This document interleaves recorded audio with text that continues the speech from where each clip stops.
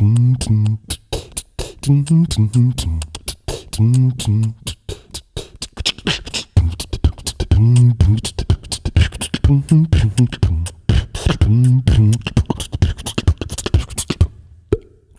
vraie question n'est pas de savoir pourquoi les gens se révoltent, mais pourquoi ils ne se révoltent pas, affirmait le psychiatre autrichien Wilhelm Reich.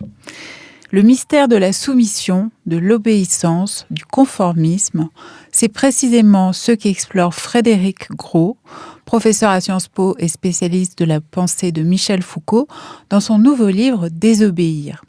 Désobéir n'est pas une enquête sur les nouvelles formes de rébellion.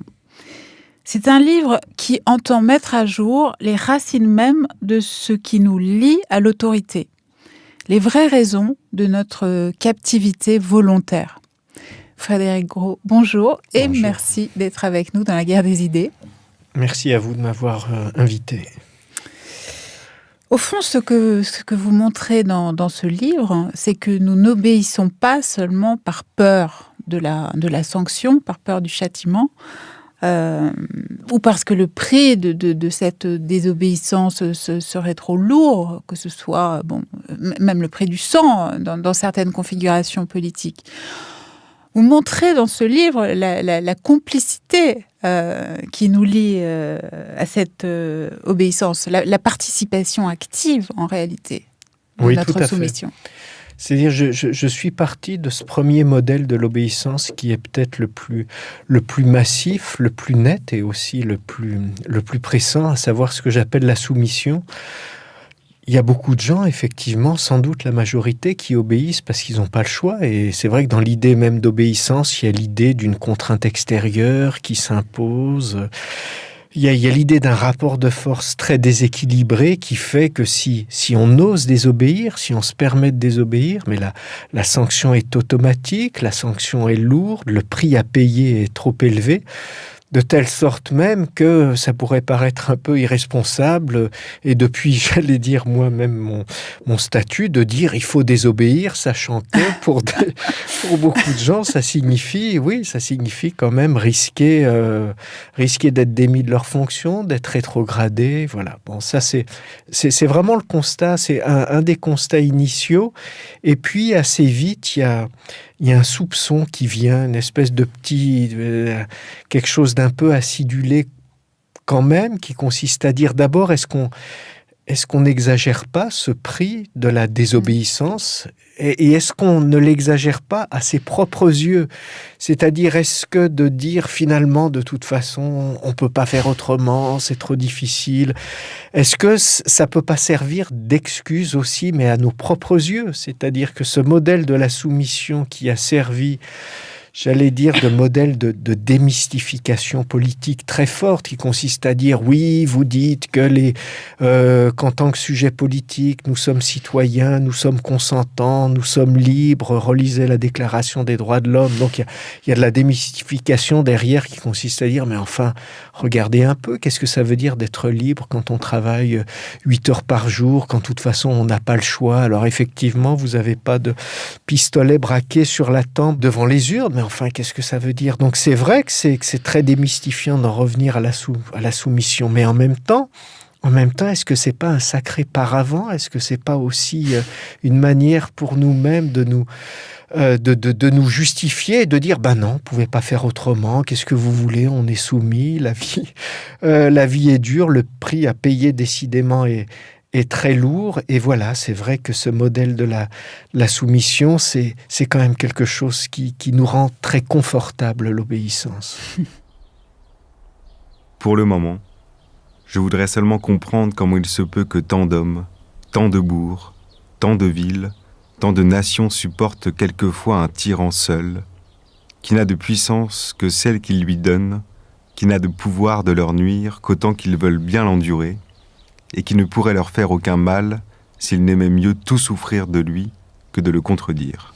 Alors il y a évidemment un grand penseur de cette servitude volontaire, auquel vous consacrez un très très beau chapitre, très fort dans ce livre, c'est la Boétie.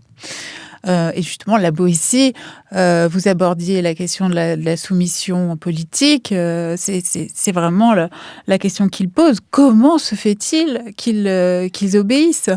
Cette espèce d'obscénité arithmétique qui consiste à voir le grand nombre, la multitude, se soumettre à un petit nombre de puissants.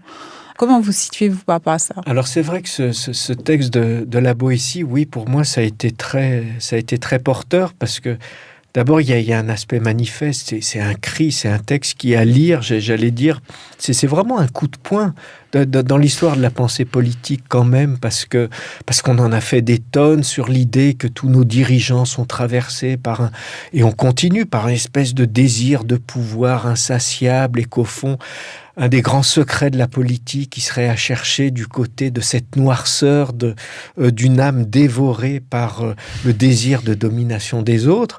Sauf que là, il y a cette espèce de renversement qui consiste à dire, mais enfin, tout ça est bien gentil, sauf que ça tient pas. Et notre désir, nous, d'être dominés, et notre plaisir d'obéir, est-ce que ça rentrerait pas en compte ?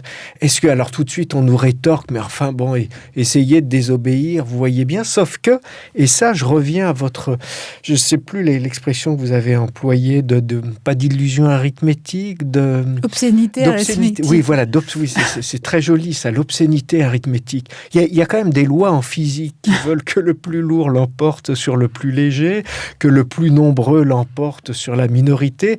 Je veux dire, ça pose pas question. Et il se trouve qu'en politique, et depuis des millénaires, on ne cesse de constater que c'est toujours une minorité qui opprime la grande majorité. Comment ça serait possible, demande la Boétie, si ce n'est avec notre propre complicité, oui.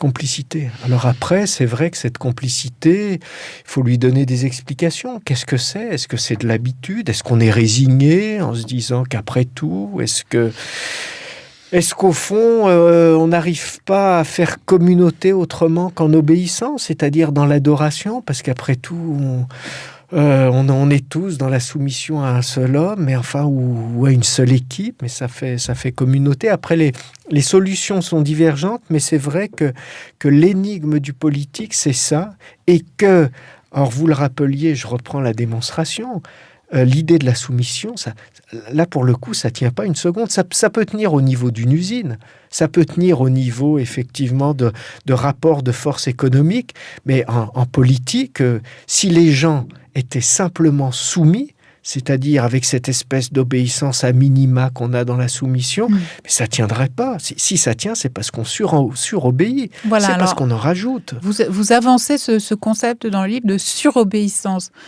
Et qui est le vrai secret de l'autorité, dites-vous. Alors, qu'est-ce que c'est que la surobéissance ? Et comment ne pas surobéir, alors ? Alors, j'aime bien ces concepts augmentés. C'est vrai qu'il y avait eu le surtravail et la survaleur chez Marx. Il y a eu la surjouissance, même chez Lacan. Il y a eu Fethi Ben Slama parlait du surmusulman dans un de ses derniers livres. Il y a eu beaucoup comme ça de concepts augmentés, et je me suis demandé si on ne pouvait pas forger celui de surobéissance, c'est-à-dire cette part dans notre obéissance qui est au-delà de la soumission et qui va du côté de la ferveur, du consentement, du plaisir, et qui fait qu'au fond, on va obéir, mais pas parce qu'on est soumis, mais pour... Enfin, je veux dire, c'est le syndrome de l'enfant sage, quand même. C'est le syndrome du bon élève qui fait qu'il obéit pour avoir un peu de reconnaissance, un peu d'amour, un peu de gratitude. Et on se sent tellement bien, justement, à savoir qu'on a bien obéi. Tu as bien obéi. Et dans cette... je veux dire, c'est pas seulement de la psychologie, parce qu'on pourrait dire qu'on va trouver la racine de l'obéissance politique justement dans ces histoires familiales, mais ça va au-delà de ça. Je crois qu'on a un vrai problème avec l'obéissance. Et si seulement je reprends cette idée de Primo Levi, s'il y avait que des gens sadiques, ou s'il y avait seulement des gens animés par le désir sombre de dominer, notre monde ce serait pas si dangereux que ça. Il y a peut-être une monstruosité propre à chercher du côté de l'obéissance. C'est vous, Ernesto ? Exact. En effet, je ne vous reconnais pas. Moi, je vous reconnais. Vous voyez le genre. Alors on refuse de s'instruire, enfant Ernesto? Exact. Et pourquoi? Parce que ça a duré longtemps, très longtemps. L'instruction est obligatoire. Pas partout. On est ici, on est ici. Ici, on n'est pas partout. Si. Et lui alors? Qui c'est lui? Hein?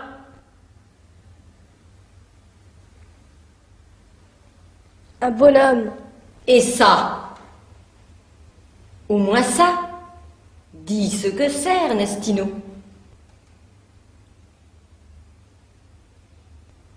Un crime.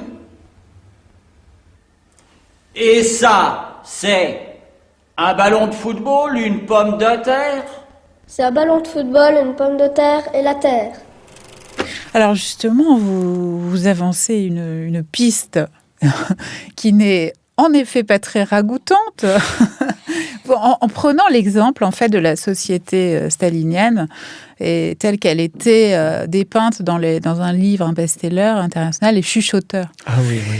Et justement, vous parlez de ce plaisir que les dominés trouvent dans la domination de plus petits qu'eux encore, et que comme ça, par une espèce de chaîne du plaisir de la domination, toute la société en fait est travaillée en profondeur par la question de...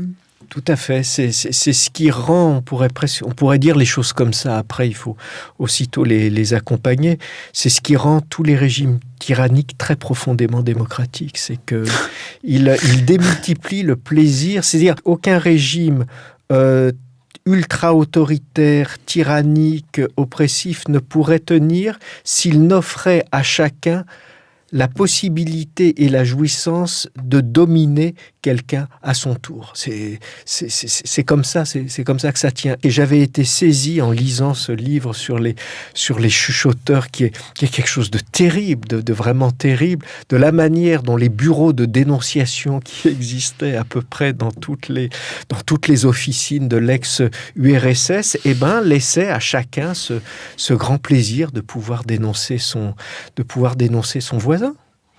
Et de pouvoir à ce moment-là, oui, le faire partir. Et je crois que on tient là une de ces racines de l'obéissance. Alors, autre aspect du plaisir à obéir que vous décriviez à l'instant, il y a le phénomène du charisme du chef, du charisme politique. Donc, vous avez cette question très forte dans le livre, puisque vous décrivez, est-ce qu'il est possible pour un groupe de jouir de lui-même autrement que traversé par des ondes d'allégeance idolâtre à un pouvoir ou à un individu quelconque. Oui. Et ça, en définitive, c'est peut-être la vraie question politique. C'est une des questions politiques, c'est vrai, parce qu'au fond, en posant comme ça une figure du chef absolu que tous adorent, il y a quelque chose comme... J'avais été très frappé dans un texte, là je passe presque à un autre domaine qui est celui de la psychanalyse, dans Psychologie des masses, Freud a cette espèce de trouvaille à un moment où il dit au fond ce qui fait tenir les communautés d'adoration, c'est qu'elles sont toutes traversées par le fait que ce personnage qu'on adore tous, on est sûr qu'il ne préfère personne, aucun d'entre nous. C'est-à-dire qu'au fond, il ne fait pas de différence et que le fait, c'est ça qui fait communauté. On dépasse cette espèce de morsure qui est finalement toujours la question, est-ce que je suis préféré à un autre, à mon voisin, etc. Et en forgeant ces espèces de chefs très charismatiques, etc., il y a plus de préférence, et c'est vrai que ça fait communauté, et c'est vrai que c'est beaucoup plus difficile. La Boétie en parle quand même quand il parle de l'amitié, mais c'est beaucoup plus difficile de faire des communautés de désobéissance. Oui, alors effectivement, vous parlez de l'amitié. J'ai beaucoup aimé cette idée comme d'un foyer de sédition à travers les âges, en fait. Oui, l'amitié, c'est vraiment de la contre-société. C'est-à-dire, si la société peut être définie comme ce qui est comme ce qui est traversé par ce désir d'obéir, au fond, dans l'amitié, on fait des petits groupes, mais qui sont pas, c'est pas de la socialité, au sens où c'est de la contre-société. C'est depuis, j'allais dire, depuis Épicure, on considère qu'est-ce que c'est que l'amitié? C'est une manière de se rassembler ensemble, bah oui, pour mettre un peu à l'épreuve ses idées. Et l'amitié elle l'a peut-être un peu perdue parce qu'on a psychologisé beaucoup les choses, mais je crois que l'amitié avait une fonction politique. L'amitié, c'est celui avec qui on peut parler, échanger des idées sans être dans la soumission. Oui.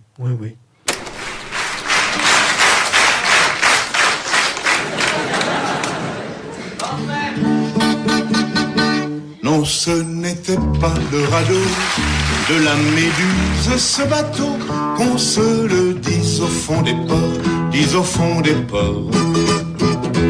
Il naviguait en père peinard sur la grand-mare des canards et s'appelait les copains d'abord. Ces fluctuates, nec mergiture, c'était pas de la littérature, n'en déplaise aux jeteurs de sorts. Son capitaine et ses matelots n'étaient pas des enfants de salauds, mais des amis franco de port, des copains d'abord. C'était pas des amis de luxe, des petits castors et pollux, des gens de Sodome et Gomorre. C'était pas des amis choisis par Montaigne et la Boétie. Sur le ventre, ils se tapaient fort, les copains d'abord. Alors, par rapport aux grands problèmes politiques soulevés par la Boétie, la philosophe Simone Weil avait un début de réponse. Elle disait, elle esquissait la piste suivante. Le peuple n'est pas soumis bien qu'il soit le nombre, mais parce qu'il est le nombre. Comment vous entendez cette phrase? Alors, comment je l'entends? Parce qu'il est le nombre, on peut entendre cette phrase de la manière suivante, c'est on peut être traversé aussi par une certaine défiance. C'est-à-dire que c'est difficile, j'allais dire, de faire œuvre commune parce qu'on va toujours avoir peur de se faire dépasser par l'autre, etc. Ce que ça me permet de trouver. Et au fond, enfin, depuis longtemps, ça a été défini. Mais c'est vrai que la division est un vrai système de règne et de pouvoir. Et c'est vrai que la manière dont, par exemple, une minorité de gens aisés, prospères, etc., peut diviser une majorité beaucoup plus... j'allais dire beaucoup plus désargentée, en les montant les uns contre les autres et en faisant apparaître que le vrai scandale, c'est celui qui est un peu moins pauvre que vous. Et qu'au fond, ce vrai scandale va beaucoup plus sauter à vos yeux et faire division et développer des violences, des haines, des rancœurs, etc., que l'immense richesse qui est à peine imaginable, si vous voulez, qui est à peine imaginable. Parce que c'est vrai que la richesse, au-delà d'un certain nombre, c'est presque de l'abstraction. C'est-à-dire qu'on conçoit très bien ce que ça signifie d'avoir 500 € de plus sur sa fiche de paye et ce que ça signifie pour nous que l'autre, qui fait peut-être le même travail ou un travail qu'on considère plus facile et on considère c'est scandaleux que lui les ait et pas nous, alors que celui qui en est à des centaines d'euros par seconde de sa présence à un conseil d'administration, ça déborde les capacités d'imagination.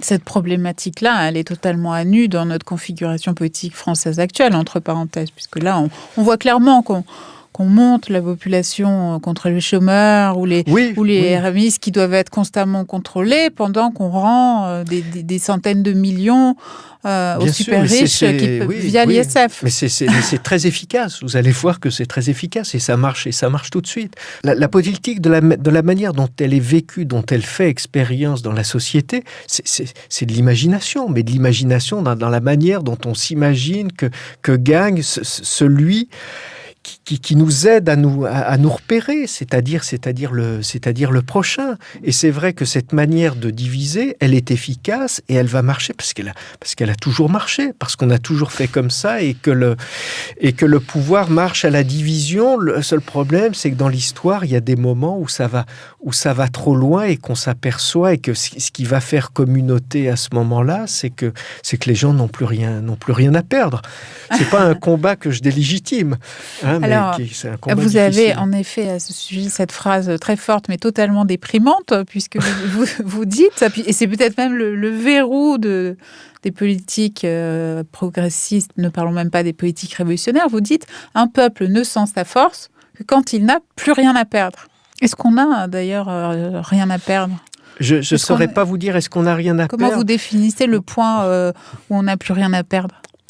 Ce que j'essaye de faire passer dans ce livre, c'est effectivement la difficulté à désobéir ensemble. Alors après, c'est vrai qu'il y a un problème qui est celui, mettons, des désobéissances civiles, mais qui ne sont pas forcément du même ordre que celui de l'insurrection ou de ce qu'on appelle la révolte, etc.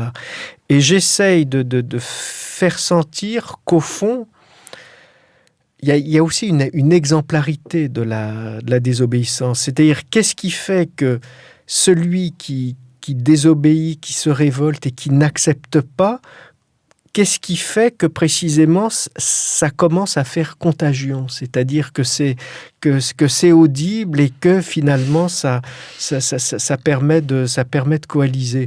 Pour moi, c'est une énigme. Alors, quand je dis c'est quand ils n'ont plus rien à perdre, oui, c'est peut-être une espèce de pointe comme ça, déprimante du propos, parce que sans ça, il faudrait dire autre chose, qui est que c'est très énigmatique. C'est-à-dire, qu'est-ce qui fait qu'à un moment ça marche ? C'est-à-dire, qu'est-ce qui fait qu'à un moment s'installe l'évidence que c'est devenu totalement inacceptable et que quelque chose comme une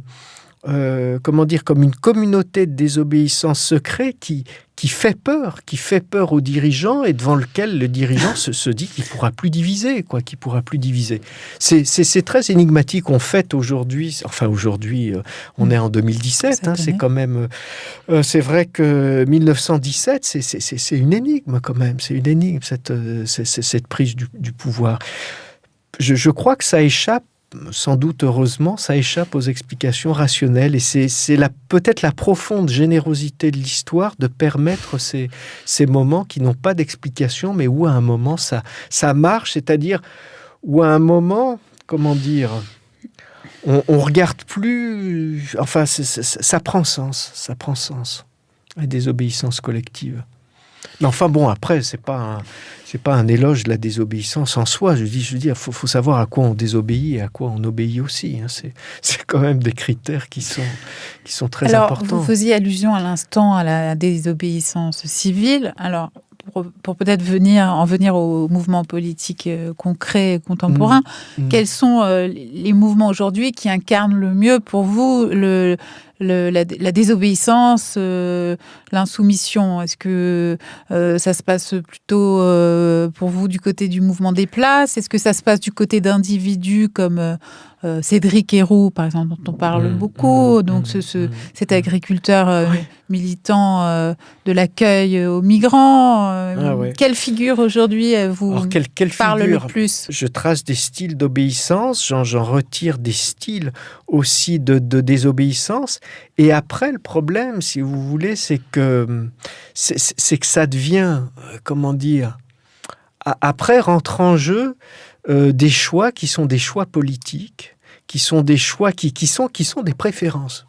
Qu'est-ce que je veux dire par là ? C'est qu'une question m'a été posée, qui consiste à me dire, par exemple, mais au fond, est-ce que un maire qui refuse de faire un mariage pour des personnalités homosexuelles, il désobéit par rapport à ses convictions, si vous voulez. Et on pourrait dire c'est de l'objection de conscience. Alors après, mais on peut le dire, si, parce que de fait, par rapport... qu'est-ce qui va faire que je vais dire ah bah oui, ça m'est peut-être un peu moins sympathique que l'objection de conscience de celui qui, au nom de convictions, même tout autant religieuses, refuse de faire son service militaire parce qu'il a une lecture un peu plus littérale du sermon sur la montagne, etc. Je veux dire, jusqu'à quel point est-ce que dans ce que je vais désigner comme forme plus authentique de désobéissance, ce ne sera pas pour moi simplement des formes plus sympathiques de désobéissance par rapport à des... voilà. C'est vrai que j'ai pour moi, essayé c'est un problème. un petit peu Cela de vous dit, entraîner après- sur un terrain personnel. Non, c'est pas. Oui, après, vous pouvez, en même temps, vous pouvez me dire, et vous avez raison, mais enfin, vous pouvez pas écrire un livre sur désobéir et ensuite refuser de répondre à des questions. Et quand on dit c'est personnel, en même temps, c'est politique. Voilà. Donc, je trouve, par exemple, que dans tout le mouvement qui s'est fait à Nantes. Pareil, je trouvais qu'effectivement que c'était un bel exemple, oui, parce que c'était assez structuré. Il y avait une manière de faire communauté sur les aéroports. D'accord. De faire communauté et de reposer, justement, de remettre en question des expertises, etc. C'est-à-dire que ces mouvements-là, ces mouvements-là me semblent, j'allais dire, plus sympathiques. Ensuite, quand vous parlez de l'insoumission, c'est vrai que c'est un parti qui s'appelle les Insoumis. Je ne dis pas que ce parti m'est antipathique. J'allais vous en parler, parce que ce n'est pas anodin non plus qu'aujourd'hui un parti s'appelle les Insoumis. Après, jusqu'à quel point est-ce que la désobéissance peut s'institutionnaliser, sans que ça devienne une posture? Je crois que c'est très compliqué pour eux, surtout. Et je crois que c'est... Si vous voulez, le problème, c'est que s'inscrire dans une logique politique, c'est aussi s'inscrire dans une certaine légitimité démocratique. Mais le problème, c'est que dans cette légitimité démocratique, il y a une part de la démocratie qui échappe et qui est ce que j'appelle la démocratie critique par rapport à la démocratie formelle ou procédurale. Ce que je veux dire par là, c'est que, je reprends le modèle ici du consentement républicain. C'est qu'après tout, on pourrait nous dire... C'est vrai que désobéir, ça pose problème, c'est peut-être plus problématique en démocratie. Au sens où, assez immédiatement, on se dit, quand vous avez, malgré toutes les réserves qu'on a posées, un tyran qui opprime son peuple, désobéir, c'est une résistance héroïque et c'est très beau, mais enfin, en démocratie...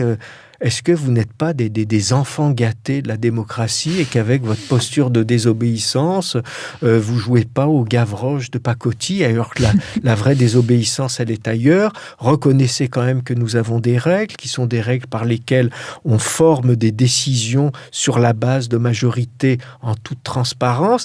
Et assez vite, j'allais dire, dans la pente de ce discours, on va vous dire, mais enfin, vous êtes bien gentil, vous avez voté. Personne ne vous mettait un pistolet sur la tempe pour voter. Alors maintenant, acceptez les règles du jeu démocratique. C'est vrai que cette espèce de chantage à la forme de la démocratie, il est particulièrement pernicieux. Ouais. Il est pernicieux. Pourquoi ? Parce que il fait croire que les règles d'établissement d'une décision valent comme mise en berne de nos capacités critiques. C'est-à-dire maintenant, on ne peut plus rien dire parce que de toute façon, on a voté, on attend, dans 4 ans, on nous redonnera la parole, etc. Et ça, c'est vraiment pernicieux. C'est-à-dire, je trouve que la démocratie, c'est pas seulement des règles, c'est pas seulement des règles majoritaires, c'est pas seulement des règles, des règles d'établissement de la parole, etc. C'est aussi une exigence. Et la démocratie comme exigence, c'est la vigilance citoyenne, et cette vigilance citoyenne dont j'essaye de dire qu'elle doit s'exercer en chacun et par chacun, et que faire l'expérience d'être un sujet politique, c'est faire l'expérience qu'on est irremplaçable pour penser le politique et pour penser par soi-même ce qui serait le mieux pour la communauté. Mais quand je dis irremplaçable, c'est pas parce qu'on est unique, etc. C'est que si on passe pas par là, c'est pas... Voilà, on est dans le conformisme. Donc cette démocratie critique, c'est vrai qu'elle est quelque chose comme l'aiguillon qui va un peu irriter l'insoumis de parti et lui dire jusqu'à quel point est-ce que ton insoumission n'est pas une posture. Voilà, c'est vrai. Et il est bon que Alors on peut pas faire de programme politique avec ça, mais c'est pas le but non plus. Il faut qu'il y ait de tout. Alors, il y a une figure du XXe siècle, dont vous soulignez qu'elle émerge au XXe siècle, dont vous parlez, c'est celle, bien sûr, du criminel de bureau, en quelque sorte. Du fonctionnaire zélé, de l'exécuteur impeccable. Bon, on pense tout de suite, bien sûr, au procès d'Eichmann, etc. In Jerusalem, the trial of Adolf Eichmann begins, reviving memories of the Nazi horrors of the Second World War. Entering the bulletproof prisoner's box is the man charged with the annihilation of millions of Jews in Nazi death camps. Searching problems of conscience and of international law will be raised by this trial, one of the most stirring of modern times. Eichmann himself is impassive, as the three judges who will decide his fate entered. Now, after 15 years in hiding, and 1 year after his sensational abduction from Argentina, Adolf Eichmann is indicted on 15 counts of crimes against the Jewish people and crimes against humanity. He accused, together with others, during the period 1939 to 1945, caused the killing of millions of Jews in his capacity as the person responsible for the execution of the Nazi plan for the physical extermination of the Jews, known as the final solution of the Jewish problem. Est-ce que c'est propre au XXe siècle, finalement ? Qu'est-ce qui en fait une figure nouvelle ? La première chose, c'est que ce qui a porté le projet des Lumières et la rationalité des Lumières, c'est que on a quand même construit une espèce de polarité entre l'homme et l'animal, et en disant finalement la voie de l'affirmation de l'humanité, c'est l'obéissance. Et apprendre à obéir à des règles communes, c'est ce qu'on apprend quand même dans l'éducation, aux enfants, etc. Apprendre à obéir, c'est apprendre à devenir un homme, c'est-à-dire ne plus être la simple proie de ses instincts anarchiques, de ses pulsions sauvages, et en obéissant, c'est-à-dire en acceptant une règle qui s'applique à tous, on fait preuve d'humanité. Et j'allais dire, cette leçon-là... Ça, c'est l'éducation à la Kant. C'est l'éducation à la Kant, et je veux dire, elle a une certaine légitimité, quand même, oui, qui me semble pas tout à fait dépassée. Et après, ce qui va être propre à l'histoire du XXe siècle, c'est qu'au fond, avec la naissance des sociétés industrielles, avec le développement justement de l'industrialisation de masse et donc de la marchandisation et des marchandises stéréotypées, etc. C'est vrai que d'abord une nouvelle figure de la raison a émergé, qui a été celle d'une rationalité glacée, glaçante, technique, etc. Et qu'à partir de là, s'est mis en place une polarité qui n'était plus celle de l'animal et de l'homme, mais de l'homme et de la machine, où là, si vous voulez, l'homme qui obéissait parfaitement, qui obéissait en aveugle, qui exécutait de manière froide et glacée, et qui était un parfait exécutant, eh bien, prenait, j'allais dire, apparaissait comme une machine froide et inhumaine, et c'est dans la désobéissance et l'espèce de sursaut qui consiste à dire, mais j'ai quand même une conscience, enfin, que s'engouffrait et que pouvait s'engouffrer l'humanité. Je veux dire par là que la force du paradigme industriel nous a obligés à nous poser la question, mais jusqu'à quel point cette obéissance qu'on a tracée comme voie vertueuse pour l'humanité ne peut pas prendre des formes monstrueuses. Et ça a été, oui, c'est sans doute une des forces du procès Eichmann de nous obliger, enfin, ou plutôt de la manière dont on a parlé, nous obliger à poser cette question. Oui. Alors, pour conclure sur cette affaire, vous dites, au fond, seule la désobéissance nous humanise. Oui. Alors, comment désobéir ? On en revient là. C'est vrai que c'est un livre qui revient quand même à la philosophie, c'est-à-dire à cette forme de pensée qui pose qui pose la question de la première personne, mais d'une première personne qui n'est pas le jeu psychologique intime. Voilà. Ce qui fait pour moi que la tentative philosophique et que la désobéissance politique se superposent, c'est que tous deux posent l'urgence de cette première personne. Mais encore une fois, cette première personne qui n'est pas le moi intime, mais qui est simplement le fait, à un moment, de se poser la question, mais qu'est-ce que j'en pense et jusqu'à quel point est-ce que je suis pas d'accord pour répéter. Et au fond, la désobéissance, au départ, oui, c'est la voie de l'humanité, en ceci qu'on va simplement dire qu'on peut pas se passer de ce passage, quoi, qui consiste à se poser soi-même la question et voilà, et ensuite on désobéit, on obéit, je sais pas, j'essaye de définir cette dimension du sujet politique qui se découvre irremplaçable, mais irremplaçable pour se mettre au service des autres.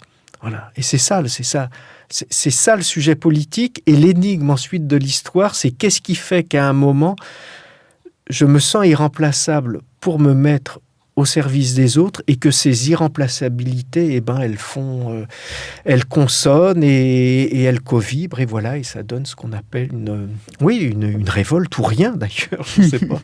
Mais en tout cas, c'est vrai que c'est que le fait de se poser la question, c'est ça le moment d'humanité, oui. Merci beaucoup, Frédéric. Merci à vous. Je rappelle le titre très simple de votre livre, Désobéir, chez Albin Michel et Flammarion. Sans point d'exclamation. À bientôt. À bientôt. À bientôt pour une nouvelle guerre des idées sur la base Si j'y suis.